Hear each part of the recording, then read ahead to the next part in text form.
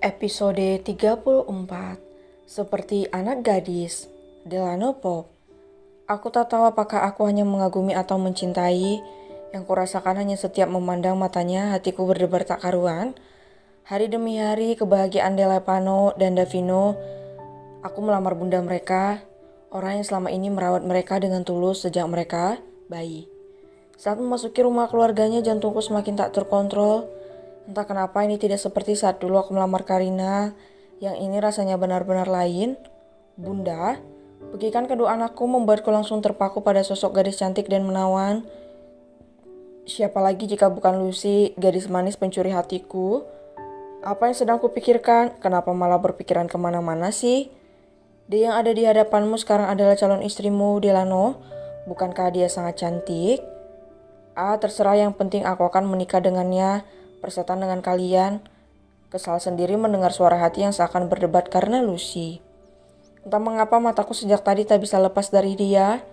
Ya, dia yang dari 5 tahun lalu sudah menarik perhatianku. Bahkan di saat aku masih dalam keadaan berduka, dia yang selalu membuat hatiku berdebar tak menentu. Dia bertingkah lucu sekali. Saat aku menatapnya, dia justru membuang muka.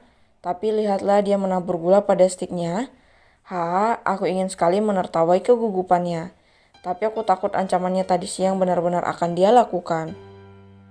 Rasanya menyenangkan sekali bisa menggoda Lucy. Saat dia menatapku jengah, aku hanya bisa memberikan senyuman untuknya. Dan tentu saja senyuman yang membuat dia semakin kesal terhadapku. Autor Pop. Acara Ramatama pun telah selesai. Rombongan keluarga Delano pun beranjak dari rumah Rati.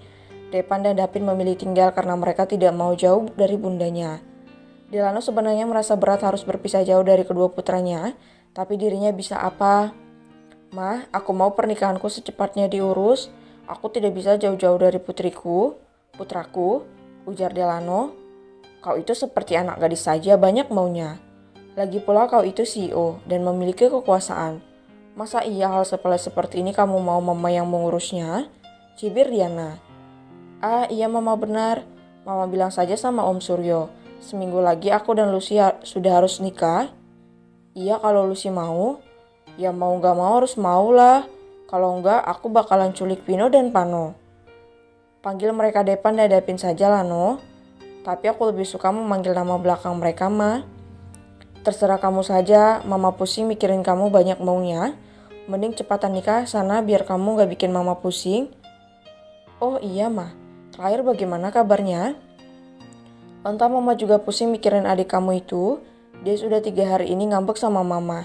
Terakhir dia minta mama kesana buat ketemu pacarnya. Mama rasa Claire sedang dimanfaatkan sama cowoknya. Mama khawatir adik kamu itu melewati batasannya.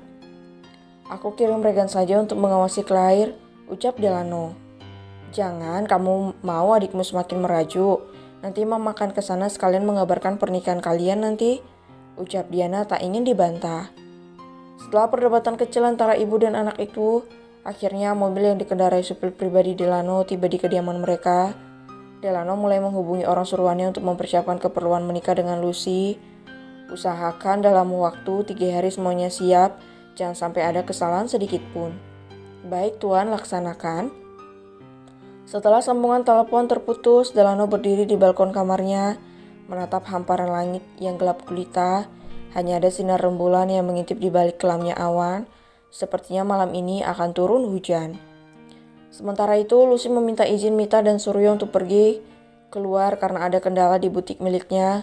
Biar ayah suruh orang-orang ayah untuk mengurusnya. Jangan ayah, ini tanggung jawab Lucy. Tapi ini sudah malam nak.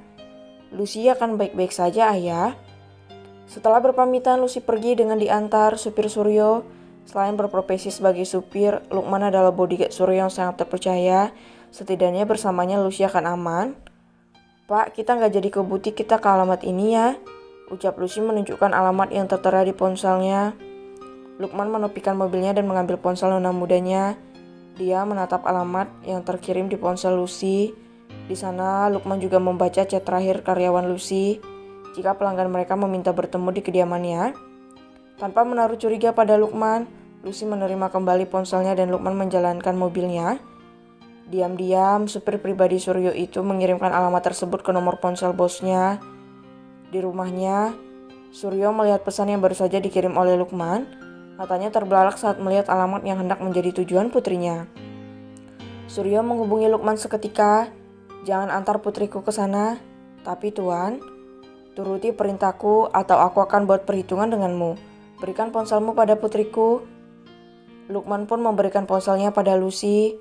Lucy menatap bingung wajah Lukman yang terlihat menegang. "Tuan ingin bicara, Nona?" Lucy pun meraih ponsel Lukman tanpa curiga. "Ada apa, Ayah? Kamu di mana, Nak?" Suryo pura-pura tidak tahu kemana Lucy pergi. "Maaf, Ayah, Lucy harus menemui kalian di kediaman mereka. Tadi katanya mereka terlalu lama menunggu, jadi kedua anakmu menangis mencarimu. Ibumu kesulitan menenangkan mereka." Suryo langsung menyela ucapan Lucy. Lucy mendesah berat, sepertinya dia akan batalkan pertemuannya dengan kliennya saja. Dia tak tega jika sampai putra-putranya menangis terlalu lama. Apalagi Dapin memiliki asma. "Lucy akan segera pulang, Ayah." Lucy menyerahkan ponsel milik Lukman dan mengusir layar ponselnya sendiri. Lucy menghubungi Santi untuk menjadwalkan ulang pertemuan dengan kliennya dengan alasan dia masih ada urusan keluarga. Seorang pria berusia sekitar 43 tahun menatap layar ponselnya. Setelah menerima panggilan dari seseorang, dia mengusap layar di mana ada foto seorang wanita yang seakan tersenyum kepadanya. "Aku merindukanmu, sayang. Kali ini aku akan bersikap baik padamu. Maafkan aku yang pernah menyanyiakan hidupmu," desis pria itu. Ingatannya kembali pada beberapa tahun lalu, saat awal perjumpaannya dengan seorang gadis yang begitu baik dan lembut, gadis yang mampu membuatnya pada akhirnya berkomitmen untuk menikah. Namun karena sifatnya yang pelayar membuat gadis itu harus menderita dan akhirnya merenggang nyawa di hadapannya.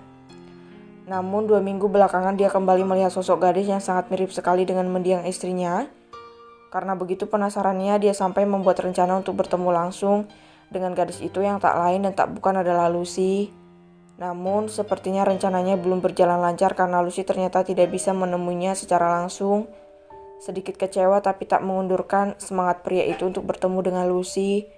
"Aku akan memilikimu secepatnya. Kali ini aku akan menjagamu sebaik-baiknya. Aku akan menjadikan istanaku penjara cinta untukmu, Widya. Kita akan memulai semuanya lagi. Aku akan menembus semuanya, sayang. Masa-masa yang terlewatkan, aku akan menembusnya," gumam Aditya. Lucy berlari memasuki rumah. Suryo menyambutnya dengan perasaan lega. Dia berharap Lucy bisa menerima penjelasannya nanti mengenai kliennya. "Di mana Depan dan Dapin, Ayah?" "Mereka di kamar, sayang. Maafkan jika Ayah membuatmu batal bertemu dengan klienmu." "Tidak apa-apa, Ayah.